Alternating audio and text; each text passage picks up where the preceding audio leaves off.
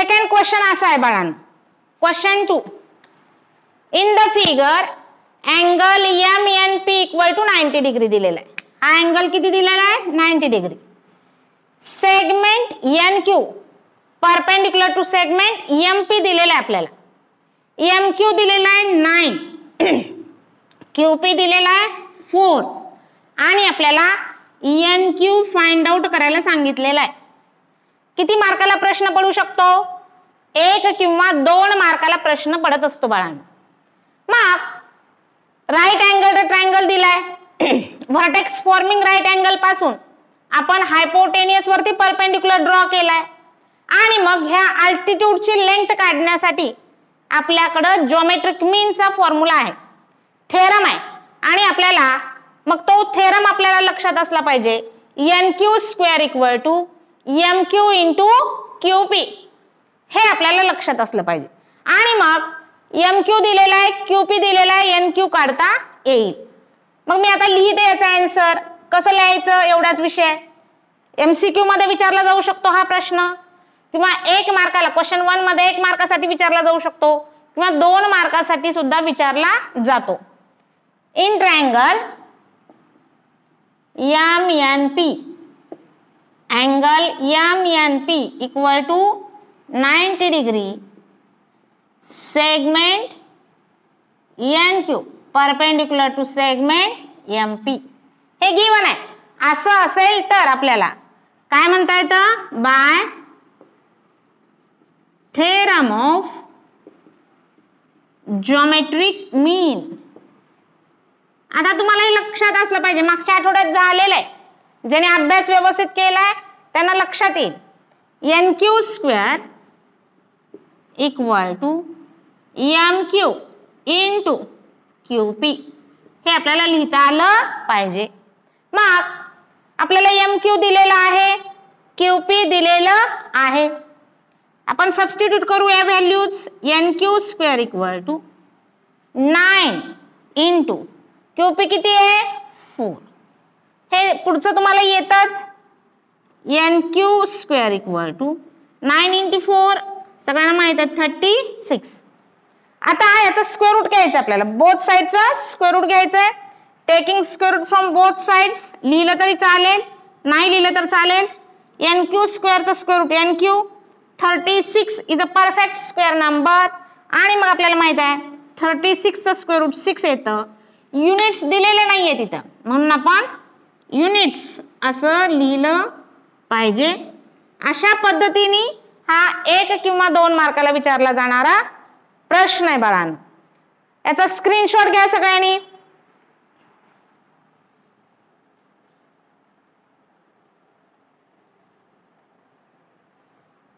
आता आपण next question घेऊया.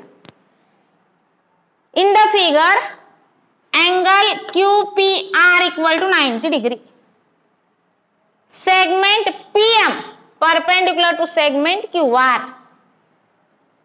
Q dash M dash R. M is between Q and R. It is given. PM equal to 10, QM equal to 8, and we have to find QR.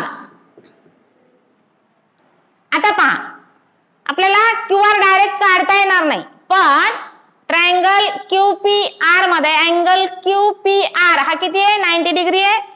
Vertex forming right angle पासून hypotenuse वरती perpendicular draw केलेला आहे. PM perpendicular to QR दिलेला आहे आपल्याला. म्हणजे मग आपल्याला जिओमेट्रिक मीनचा फॉर्म्युला वापरता येईल. PM square equal to QM into MR. PM माहित आहे, QM माहित आहे, MR काढता येईल आपल्याला आणि MR जर आपल्याला मिळालं तर QM प्लस MR करून आपल्याला QR काढता येईल. असं एक्झाम्पल आहे. मी लिहिते म्हणजे तुमच्या लक्षात येईल. In triangle PQR angle QPR equal to 90 degree segment PM perpendicular to segment QR. Therefore, by theorem of geometric मीन, किंवा तुम्ही रिझन म्हणून लिहिलात पुढे तरी चालेल हे. आता मला MR काढायचं म्हणून मी उलट लिहिते, QM into MR equal to PM square. QM आपल्याला माहित आहे 8 इंटू MR इक्वल, PM माहित आहे 10 आहे, त्याचा स्क्वेअर म्हणून 10 स्क्वेअर. MR इक्वल टू 10 चा स्क्वेअर होईल 100. हे 8 इकडे मल्टिप्लिकेशन मध्ये, इकडे जाताना डिव्हिजन मध्ये जाईल. MR इक्वल टू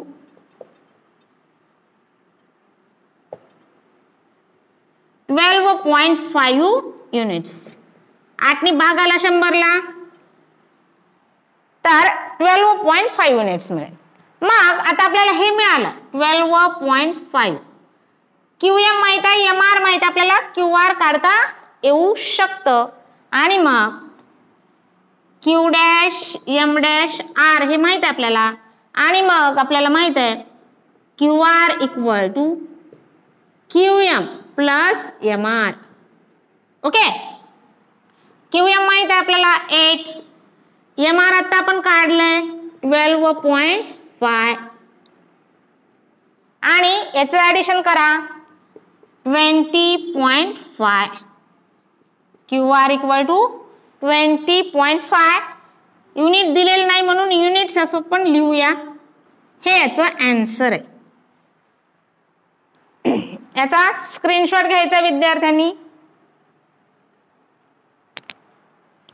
क्वेश्चन 4 पाहूया. फिगर अशी दिलेली आहे, find RP and PS using the information given in triangle PSR.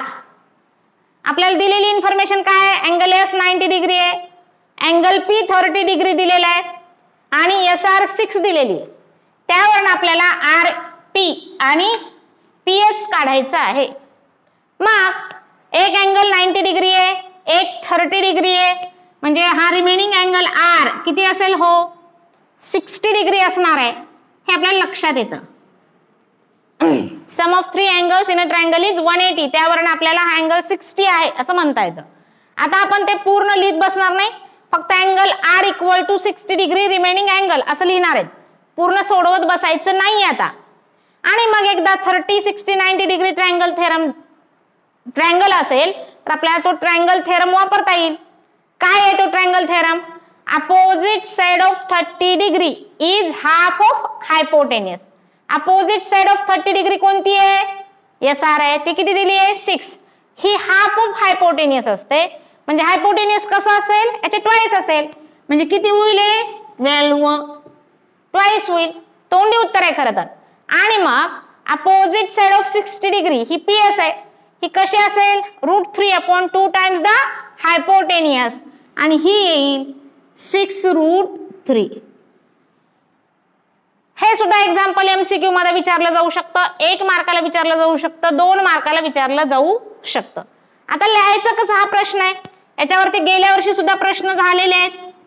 आता आपण लिहूया. 2 मार्कासाठी विचारला जाऊ शकणारा प्रश्न आहे.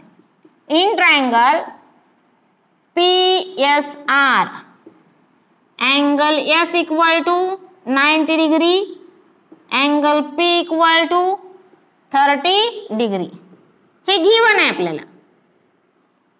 Therefore angle R equal to 60 degree remaining angle. आता आपण angle S plus angle P plus angle R equal to 180 असं करत बसायचं नाही, डायरेक्ट फक्त असं लिहायचं. चालतं. आपल्याला आता ह्याच्यासाठी मार्क नाही आहेत, आपल्याला पुढच्यासाठी मार्क आहेत. Therefore triangle PRS is 30 degree, 60 degree, 90 degree triangle. मग आपल्याला लिहिता येईल therefore RS equal to half of PR, कारण अपोजिट साइड ऑफ 30 डिग्री. मी असं लिहिलंय, तुम्ही सरळ ओळीत लिहायचं आहे. आरएस ही अपोजिट साइड ऑफ 30 डिग्री आहे. It is half of hypotenuse. Hypotenuse आपली पी आर आहे. आरएस आपल्याला दिलेला आहे. सबस्टिट्यूट करूया व्हॅल्यू. हे 2 इकडे डिव्हिजन मध्ये, इकडे येताना मल्टिप्लिकेशन मध्ये येईल equal to P R. 6 × 12 12 unit दिलेलं नाही म्हणून आपण युनिट्स असं लिहूया P R. Therefore P R equal to 12 units. आता आपण पी आर काढलं. आता आपल्याला काय काढायचंय? पीएस काढायचंय. पीएस काय आहे? Opposite side of 60 degree. PS equal to आपल्याला माहित आहे फॉर्म्युला, थेरम माहित आहे काय आहे? Opposite side of 60 degree is √3/2 times hypotenuse P R. Opposite side of 60 degree.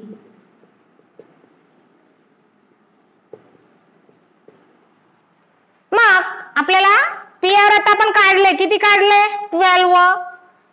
PS equal to √3/2 into 12. PS equal to 2 × 1 = 2, 2 × 6 = 12. पण आपल्याला माहित आहे आपण कसं लिहितो अगोदर? रॅशनल आणि त्याच्यानंतर इरेशनल नंबर लिहितो. 6√3 युनिट्स. एवढंच लिहायचं, याला जास्त सिम्प्लिफाय करत बसायचं नाही. अशा पद्धतीने हे एक्झाम्पल सॉल्व करायचंय. पहा क्वेश्चन 5 असा आहे ज्यामध्ये आपल्याला for finding A B and B C with the help of information given in the figure complete the following activity असं सांगितलेलं आहे. तुम्हाला मी पूर्वी पण सांगितलेलं आहे 10वी बोर्ड परीक्षेमध्ये फक्त पुस्तकातल्याच ऍक्टिव्हिटीज पडतात. दुसऱ्या प्रश्नामध्ये दुसरा क्वेश्चन सेकंड ए मध्ये आपल्याला 4 मार्कासाठी ऍक्टिव्हिटीज आहेत. 2-2 मार्कासाठी 2 ऍक्टिव्हिटी आपल्याला सॉल्व करायच्या, दिलेल्या 3 असणार आहेत. क्वेश्चन थर्ड ए मध्ये आपल्याला 2 दिलेले असतील, 1 सोडवायची 3 मार्काची. तर पुस्तकातल्याच ऍक्टिव्हिटीज असणार आहेत. आणि इथं पुस्तकामध्ये जे उत्तर अपेक्षित आहे तेच लिहिणं बोर्ड परीक्षेमध्ये अपेक्षित आहे. त्यामुळं आपल्या मनाने दुसरं उत्तर लिहिलं तर ते ग्राह्य धरलं जाईलच असं नाही. मग काय केले पहा. ट्रायंगल ए बी सी दिलेला आहे आपल्याला. अँगल बी 90 डिग्री दाखवलाय. ए बी आणि बी सी हे इक्वल आहेत म्हणून आयडेंटिकल मार्क्स दिलेले आहेत. ए सी √8 दिलेला आहे. आणि मग इथं दिलेलं आहे A B equal to B C dash आणि बॉक्स दिलेला आहे. दोन्ही सारखे आहेत. हे कशावरून म्हणू शकतो आपण? It is given in the figure म्हणून इथं गिवन असं लिहायचंय. Okay. Angle B A C. आता इथं मात्र काय होऊ शकतंय पहा. एखादा विद्यार्थी angle B A C equal to angle B C A लिहू शकतो कारण आयसोस्केलस ट्रायंगल थेरम वापरू शकतो तो. पण आता हा 90 डिग्री आहे आणि हे 2 अँगल सारखेच आहेत आपल्याला माहित आहे. म्हणजे हा प्रत्येक अँगल किती असणार आहे? 45 डिग्री असणार आहे. ओके. थोडं पूर्ण आपल्याला ही ऍक्टिव्हिटी पाहायची आहे. इथं पाहिलं तुम्ही तर इथं बॉक्स केला इंटू ए सी लिहिलंय. याचा अर्थ आपल्याला इथं 45 90 डिग्री ट्रायंगल थेरम वापरायचा आहे.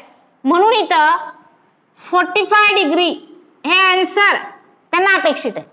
एखादा विद्यार्थी अँगल बी सी ए पण लिहिल पण त्याला मार्क मिळतील का नाही माहिती नाही. इथे 45 डिग्री लिहायचंय. आपण पाहिली प्रॉपर्टी. मग हा ट्रायंगल तयार झाला 45 90 डिग्री ट्रायंगल.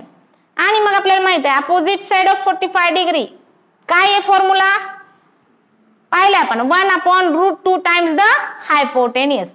म्हणजे किती येईल इथं? 1/√2. ओके. परत इथं एसी ची व्हॅल्यू ठेवली त्यांनी √8 म्हणजे परत इथं 1/√2च येणार आहे बाळांनो. त्याला काहीच करायचं नाहीये, फक्त एसी ची व्हॅल्यू ठेवली त्यांनी. आता परत √8 ला त्यांनी सिम्प्लिफाय केलंय. तुम्हाला येत असणारच आहे तरी एकदा मी सांगते. √8 म्हणजे 4 × 2. 8 ला आपण कसं लिहू शकतो? 4 × 2. 4 is a perfect square number आणि मग तो स्क्वेअर रूटच्या बाहेर निघेल. 2 is not a perfect square number. Therefore 2√2. √8 ला आपण वेगळ्या पद्धतीने 2√2 असं लिहू शकतो. तेच त्याने इथं केलेलं आहे, इथं काहीच बदल झालेला नाही, म्हणून परत इथं लिहिलं मी 1/√2. मग हे √2 काय होईल, कॅन्सल होईल आणि इथं किती येईल 2. अशा पद्धतीने ही ऍक्टिव्हिटी आपल्याला सॉल्व करायची आहे. सगळ्यांनी याचा स्क्रीनशॉट घ्या. पहा क्वेश्चन आहे, find the side and perimeter of a square whose diagonal is 10 centimetre. पण आपल्याला व्यवस्थित सोडवता आहे म्हणून फिगर काढली, स्क्वेअर काढलाय ABCD. स्क्वेअरची डेफिनेशन सगळ्यांना माहित आहे, ईच अँगल 90 डिग्री, त्याच्यानंतर ऑल साइड्स कॉन्ग्रुएंट, हे आपल्याला सगळ्यांना माहित आहे, त्याचा आपल्याला वापर करावा लागेल. आता हे एक्झाम्पल आपल्याला दोन पद्धतीने सॉल्व करता येतं. कसं तर 45 90 डिग्री ट्रायंगल थेरम वापरून सुद्धा हे एक्झाम्पल सॉल्व करता येतं, किंवा पायथागोरस थेरम वापरून सुद्धा हे एक्झाम्पल आपल्याला सॉल्व करता येतं. कुठल्याही पद्धतीने जरी सोडवलं तरी आपल्याला ते सुटू शकतं. एक तर साइड ऑफ द स्क्वेअर पण काढायची आपल्याला आणि त्याच्यानंतर पेरिमीटर सुद्धा काढायचे. ओके, तर ओके मी ते 30 मिनिट होण्यासाठी थांबले होते. ठीक आहे, मग काय करूया पहा. आता आपल्याला ट्रायंगल स्क्वेअर दिलेला आहे, ऑल साइड्स कॉन्ग्रुएंट असतात, AB = BC आहे, AC 10 सेंटीमीटर दिलेला आहे. पायथागोरस थेरम वापरला तर AC² = AB + BC², AB² + BC² करता येतं आणि त्यावरनं AB आणि BC ची व्हॅल्यू काढता येऊ शकते. आणि एकदा साइड ऑफ द स्क्वेअर मिळालं तर आपल्याला पेरिमीटर काढता येते. पेरिमीटर ऑफ स्क्वेअर सगळ्यांना माहित आहे, सम ऑफ ऑल साइड्स कॉन्ग्रुएंट असतात स्क्वेअरच्या, म्हणजे 4 × साइड असं करता येतं. किंवा कोणी काय करेल, AB = BC आहे, B अँगल 90 डिग्री आहे, म्हणजे हा 45 होईल आणि 45 90 डिग्री ट्रायंगल थेरम सुद्धा वापरू शकता. दोन पद्धतीने एक्झाम्पल येऊ शकतं. मी पायथागोरस थेरम इथं वापरणार. आन्सर लिहूया आपण. Quadrilateral ABCD is a square, therefore AB = BC, ह्याला 1 म्हणूया, आणि अँगल B = 90 डिग्री, ह्याला सेकंड म्हणूया. आणि कारण येईल डेफिनेशन ऑफ स्क्वेअर. ओके, मग आपण ट्रायंगल घेऊया. इन ट्रायंगल ABC, बाकीचं आपण घेणार नाही आहोत कारण गरज नाही आपल्याला.